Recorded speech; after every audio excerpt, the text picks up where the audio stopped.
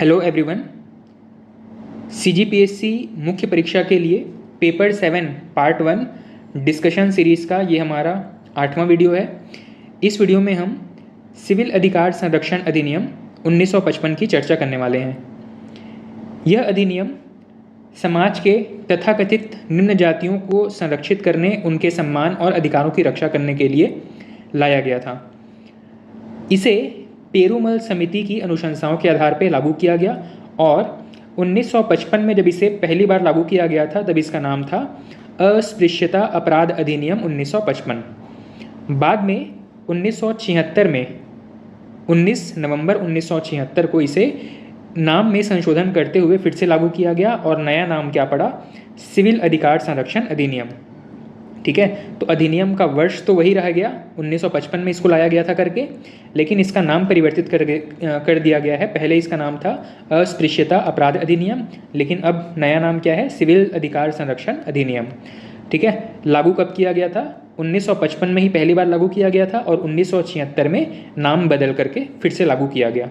ठीक, अब इस अधिनियम में सबसे पहले परिभाषाओं की चर्चा करते हैं। तो धारा 2 में परिभाषाएं दी गई हैं। जो भी अधिनियम हम पढ़ रहे हैं उसमें ज़्यादातर धारा 2 में परिभाषाएं दी गई होती हैं। तो इसमें हमारे लिए बहुत सारी परिभाषाएं दी गई हैं, पर एग्ज़ाम के हिसाब से 2 परिभाषाएं महत्वपूर्ण हैं। एक तो सिविल अधिकार की परिभाषा और दूसरा है अनुसूचित जाति की परिभाषा। एग्ज़ाम में सीधा सीधा प्रश्न पूछा जाता है कि सिविल अधिकार की परिभाषा लिखिए या अनुसूचित जाति की परिभाषा लिखिए। अब यहाँ पे सिविल अधिकार किसको कहा गया है? तो संविधान में अनुच्छेद 17 के अंतर्गत अस्पृश्यता के समाप्त होने के पश्चात नागरिकों को प्राप्त अधिकार को सिविल अधिकार कहा गया है। ठीक है, बस यही डेफिनेशन एक लाइन में आपको याद रखना है और इसी को ही एग्ज़ाम में आप लिख करके आएंगे तो बिल्कुल आपके नंबर कटेंगे नहीं, क्योंकि एग्जामिनर के पास हमेशा एक मॉडल आंसर होता है, उसी से ही वो उसके आसपास ही उन शब्दों का या तथ्यों का मिलान करता है, उसी के हिसाब से मुख्य परीक्षा में नंबर दिए जाते हैं। तो जब तक आप स्पेसिफिक बातों को नहीं लिखेंगे तो 2 नंबर हो, 4 नंबर हो, कहीं पे भी आपको बहुत कम मार्क्स मिलेंगे। 2 नंबर का प्रश्न है तो हो सकता है कि आधा नंबर ही दिया जाए, 4 नंबर के प्रश्न में हो सकता है 1 नंबर ही दे दिया जाए। तो जब जो स्पेसिफिक आर्टिकल्स हैं उसको आप कोट करते हुए लिखेंगे तब आपको ज़्यादा से ज़्यादा नंबर्स यहाँ पर मिलेंगे। तो सिविल अधिकार की परिभाषा क्या कही गई है? परिभाषा है कि संविधान में अनुच्छेद 17 के अंतर्गत अस्पृश्यता समाप्त होने के पश्चात नागरिकों को जो अधिकार प्राप्त हुए हैं उन्हें ही सिविल अधिकार कहा गया है। ठीक, इसके अलावा अनुसूचित जाति की परिभाषा क्या कही गई है?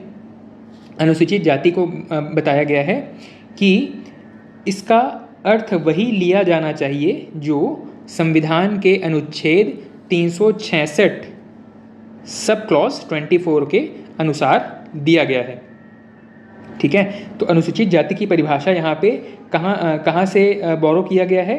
तो संविधान से इसको लिंक कर दिया गया है। बताया गया कि संविधान के अनुच्छेद 366 सब क्लॉज 24 के अनुसार अनुसूचित जाति की जो परिभाषा दी गई है वही परिभाषा यहाँ पे भी लागू होगी।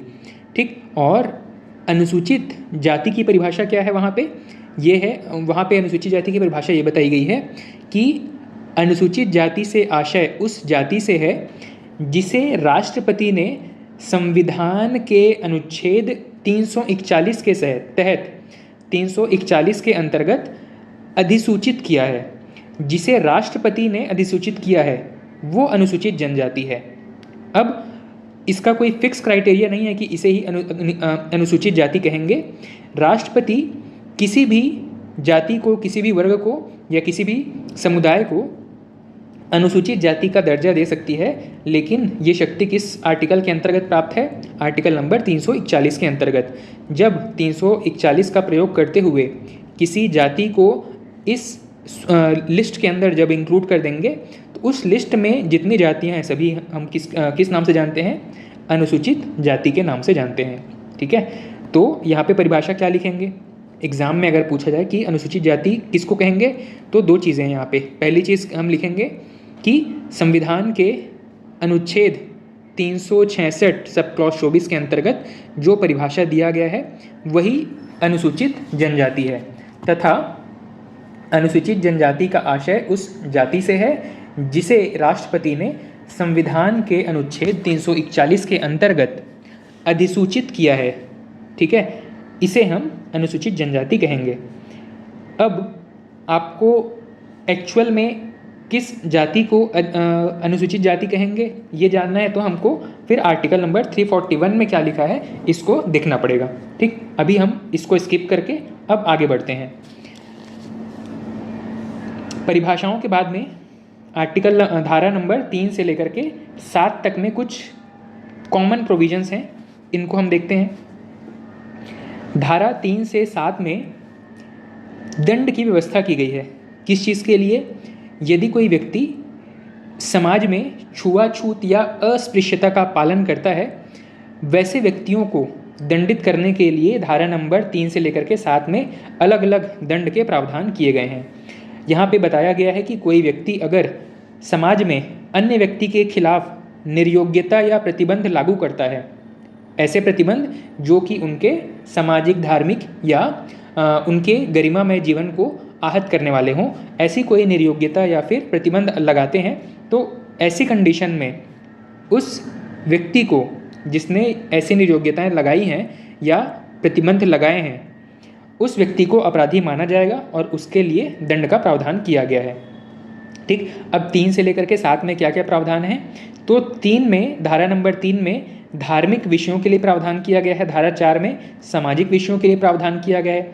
धारा 5 में अस्पताल से संबंधित प्रावधान किए गए हैं, अस्पताल आदि में कोई भेदभाव न हो। धारा नंबर 6 में बताया गया है कि बाजार या खरीदी बिक्री से संबंधित कोई भेदभाव होता है, उस कंडीशन में दंड का प्रावधान क्या होगा। धारा नंबर 7 में अस्पृश्यता या छुआछूत फॉलो करने से संबंधित दंड का प्रावधान किया गया है। और साथ ही यहाँ पे 7A में, धारा 7A, धारा नंबर 7 सब क्लॉज A में अवैध श्रम करवाने के विरुद्ध जो दंड है इनका प्रावधान किया गया है। यदि कोई व्यक्ति धार्मिक निर्योग्यता लागू करता है, धार्मिक प्रतिबंध लागू करता है, धार्मिक निर्योग्यता या प्रतिबंध का मतलब है कोई व्यक्ति जो है वो किसी खास समुदाय को किसी धार्मिक स्थल में प्रवेश करने, पूजा पाठ करने या फिर किसी कुएं या नदी के जल का उपयोग करने से अगर रोकता है, प्रतिबंधित करता है, ऐसे व्यक्ति को, ऐसे प्रतिबंधकर्ता को धार्मिक निर्योग्यता पालन करवाने के स्वरूप दंड दिया जा सकता है। ठीक है, यदि कोई व्यक्ति किसी खास वर्ग या खास समुदाय को, खास व्यक्ति को अगर किसी क्षेत्र विशेष में या धर्म विशेष के जो पूजा स्थल हैं वहाँ पे प्रवेश करने या पूजा पाठ करने या किसी नदी, कुएं, तालाब के पानी का उपयोग करने से रोकता है, तो इसे धार्मिक निर्योग्यता माना जाएगा और इसके लिए दंड का प्रावधान क्या किया गया है? दंड रखा गया है 1 से लेकर के 6 माह तक और 100 से लेकर के 500 रुपये तक जुर्माना, या फिर ये दोनों ही लगाया जा सकता है। ठीक, अगला है सामाजिक निर्योग्यता। सामाजिक निर्योग्यता का मतलब है कि अगर कोई व्यक्ति एक खास वर्ग को, खास जाति के व्यक्तियों को, खास समुदाय को किसी होटल, दुकान या किसी मनोरंजन स्थल में प्रवेश करने से रोकता है, या फिर किसी होटल या धर्मशाला जैसी जगहों का, सार्वजनिक स्थलों का उपयोग करने से रोकता है, या उनके आजीविका के साधनों में प्रतिबंध लगाता है, ऐसे कंडीशन में इसे सामाजिक निर्योग्यता माना जाएगा और ऐसे व्यक्ति के खिलाफ जिसने ऐसे कृत्य किए हैं, निर्योग्यता लागू किए हैं या प्रतिबंध लागू किए हैं, उस व्यक्ति को अपराधी मान करके और धारा नंबर 4 के अंतर्गत उसे दंडित किया जा सकता है। इसके लिए भी वही दंड है, 1 से लेकर के 6 माह तक की सज़ा और 100 से लेकर के 500 रुपये तक का जुर्माना, या फिर इन दोनों को ही लगाया जा सकता है। अगला है अस्पताल आदि में प्रवेश देने से रोकना। अगर किसी व्यक्ति को, जैसे मैंने बताया, किसी खास समुदाय या वर्ग के व्यक्तियों को अगर अस्पताल या किसी शिक्षण संस्था या किसी छात्रावास में प्रवेश देने से मना किया जाता है। ठीक है, अस्पताल सिर्फ यहाँ पर एक यूनिट हमने लिखा। अस्पताल के अलावा अगर किसी शिक्षण संस्थान या छात्रावास में प्रवेश देने से मना करते हैं तो ऐसे व्यक्तियों को भी अपराधी माना जाएगा और उनको 1 से लेकर के 6 माह तक का दंड, 6 माह तक का जेल और 100 से लेकर के 500 रुपये तक का आर्थिक दंड उन पर लगाया जा सकता है। ठीक, यही चीज़ बाजार से संबंधित निर्योग्यता लागू करने वाले पर है। यदि कोई व्यक्ति किसी खास वर्ग या समुदाय को माल बेचने, माल या सेवा देने से इनकार करता है या फिर उनसे खरीदने से इनकार करता है, किस आधार पर? अस्पृश्यता को आधार बना करके, ऐसे व्यक्तियों पर यही दंड लागू होंगे, 1 से 6 माह तक की सज़ा और 100 से लेकर के 500 तक का जुर्माना। अगला है अस्पृश्यता।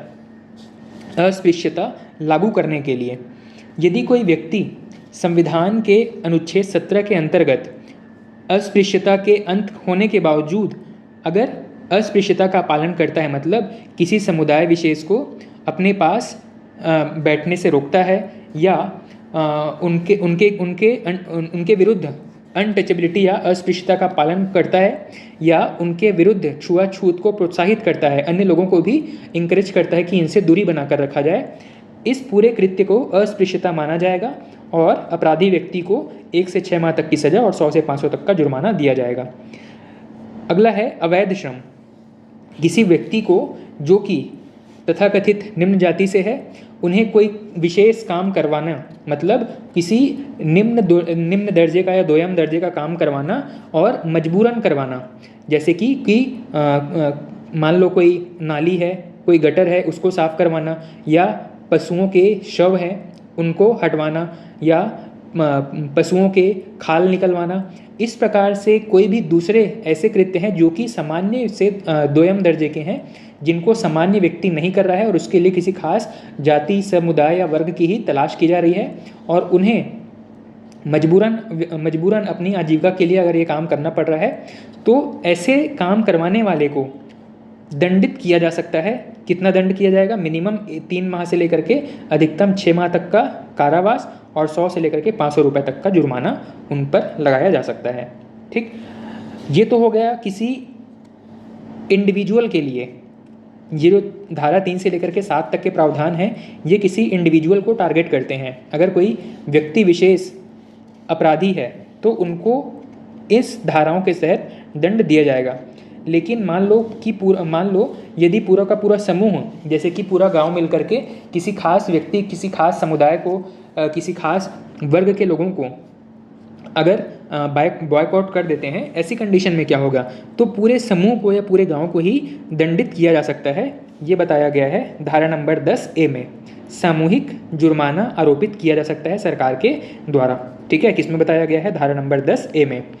धारा नंबर 11 इसमें बताया गया है कि यदि कोई व्यक्ति जो अपराधी है बार बार अपना कृत्य रिपीट करता है, एक बार अपराध किए, दंड मिला, फिर से अपराध कर रहे हैं, अगर वो अपना अपराध बार बार रिपीट कर रहे हैं तो पहले अपराध के लिए तो मान लो ये सज़ा मिल गई, 1 से 6 माह तक की सज़ा और 100 से 500 तक का जुर्माना। अब दूसरी बार अगर वही व्यक्ति फिर से अपना ये काम रिपीट करता है या ये अनटचेबिलिटी प्रैक्टिस करता हुआ पाया जाता है, ऐसी कंडीशन में अब उसको 6 माह से लेकर के 1 वर्ष तक का कारावास दिया जा सकता है और 500 से 1000 रुपये तक का जुर्माना उस पर लगाया जा सकता है। ठीक, 1 वर्ष बाद अगर वो जेल से छूटने के बाद फिर से यही कृत्य करता पाया जाता है, तो जब वो ऐसा कृत्य करेगा तीसरी बार या उसके बाद जब भी ये कृत्य रिपीट करेगा, तो उसे 1 से 2 वर्ष का जेल दिया जा सकता है और 500 से लेकर के 1000 रुपये तक का जुर्माना उस पर लगाया जा सकता है। जब वो छूटने के बाद अपना कृत्य रिपीट करेगा, उसे 1 से लेकर के 2 वर्ष तक की सज़ा और 500 से 1000 रुपये तक का जुर्माना उस पर लगाया जा सकता है। ठीक है, किसके अंतर्गत है ये? सिविल अधिकार संरक्षण अधिनियम के अंतर्गत। इसके बाद में धारा नंबर 15A में बताया गया है कि राज्य सरकार का क्या क्या कर्तव्य होगा। सिविल अधिकार संरक्षण के अंतर्गत जो पिछड़ा वर्ग है, इनके उत्थान के लिए या जो तथाकथित निम्न जातियां हैं इनके उत्थान के लिए सरकार क्या क्या प्रयास करेंगे या सरकार के क्या कर्तव्य होंगे, इन्हें डिफाइन किया गया है धारा 15A में। इसमें सबसे पहला है विधिक सहायता। यदि कोई व्यक्ति, कोई पीड़ित व्यक्ति है और वह अपना पर्सनल वकील हायर नहीं कर सकता है, ऐसी कंडीशन में राज्य सरकार सरकारी वकील उपलब्ध करवाएंगे और उनको विधिक सहायता प्रोवाइड करेंगे। ठीक। नेक्स्ट है, अगर उन पे किसी व्यक्ति ने अस्पृश्यता लागू किया है या प्रतिबंध लागू किया है, तो जो अपराधी व्यक्ति है उनके खिलाफ कार्रवाई शुरू करने के लिए, अभियोजन के लिए, कार्रवाई का मतलब है यहाँ पे अभियोजन, तो अभियोजन के लिए अधिकारियों की नियुक्ति की जा सकती है राज्य सरकार के द्वारा। इसके अलावा विशेष न्यायालय की स्थापना की जा सकती है ताकि ये केस जो है वो तेज़ी से सेटल हो सकें, तेज़ी से इनका निपटारा हो सके। अगला है, कोई ऐसे मामले जहाँ पे अस्पृश्यता का होना पाया गया है तो उस मामलों की जांच के लिए सरकार जो है किसी समिति का स्थापना कर सकती है। वह समिति इस पूरे मामले की जांच करके और अपना रिपोर्ट राज्य सरकार को सौंप सकती है। इसके अलावा राज्य सरकार किसी विशेष संदर्भ में सर्वेक्षण के लिए भी किसी समिति का गठन कर सकती है। साथ ही सरकार क्षेत्र निर्धारित कर सकती है जहाँ पे अस्पृश्यता ज़्यादा पाया गया है, ज़्यादा देखा गया है या ज़्यादा फॉलो किया जाता है, ऐसे क्षेत्रों को विशेष रूप से टारगेट करके उन पर नियंत्रण रखने के लिए और क्षेत्र का निर्धारण किया जा सकता है। ठीक। या जहाँ पे अस्पृश्यता से पीड़ित व्यक्तियों की संख्या अधिक है तो कोशिश की जाएगी कि उन क्षेत्रों में जन जागरूकता के लिए अलग से प्रावधान किए जाएं, अलग से प्रयास किए जाएं, तो इसके लिए क्षेत्र निर्धारित किया जा सकता है। अगला है, अलग अलग एजेंसियों के बीच में, अलग अलग संस्थाओं के बीच में समन्वय करने का काम भी केंद्र सरकार और राज्य सरकार मिल करके कर सकते हैं। इसके अलावा सदन में या संसद में अपनी रिपोर्ट पेश करना, जो वार्षिक रिपोर्ट पेश करना भी सरकार का कर्तव्य है कि उनके राज्य में इस वर्ष अस्पृश्यता से संबंधित किस प्रकार के मामले आए हैं या देखे गए हैं। ठीक है, तो ये जिम्मेदारी भी किसकी होगी? राज्य सरकार की। ठीक है, इस प्रकार हमारा ये टॉपिक भी कंप्लीट होता है जहाँ पे हमने सिविल अधिकार संरक्षण अधिनियम 1955 के प्रमुख प्रावधानों को देखा, समझा और यहाँ से आने वाले जो प्रमुख प्रश्न है वहाँ पे एक प्रश्न पूछा गया है परिभाषा को लेकर के।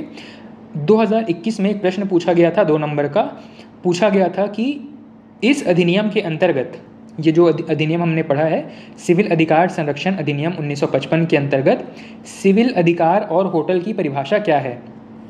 साथ ही एक और प्रश्न पूछा गया है 2022 में, इसमें सिविल अधिकार संरक्षण अधिनियम 1955 के 4 प्रमुख उद्देश्यों को बताने का प्रश्न पूछा गया है। 4 प्रमुख उद्देश्य बताइए, यह प्रश्न पूछा गया है। ठीक है, तो उद्देश्य क्या है? उद्देश्य हमको समझ में आ जाता है इसको पढ़ने से। पहली चीज़ कि निम्न जातियों के शोषण को रोकना, निम्न जातियों को या तथाकथित जो निम्न जातियां हैं, वंचित वर्ग हैं, उन्हें समाज में उचित दर्जा दिलाना, संविधान के हिसाब से उनके जीवन स्तर को बेहतर करने के लिए प्रयास करना और साथ ही ऐसे किसी भी मामलों के निपटारे के त्वरित त्वरित कार्रवाई को अंजाम देना। ये सभी इस अधिनियम के उद्देश्य हैं। आपको अभी तक पढ़ने के बाद में इसके अलावा कोई और उद्देश्य समझ में आता है, ठीक है, उसे भी आप यहाँ पे इंक्लूड कर सकते हैं। ठीक, तो आज के इस वीडियो में इतना ही और नेक्स्ट वीडियो में हम फिर किसी नए अधिनियम के साथ अपनी चर्चा शुरू करेंगे। ठीक है, थैंक यू।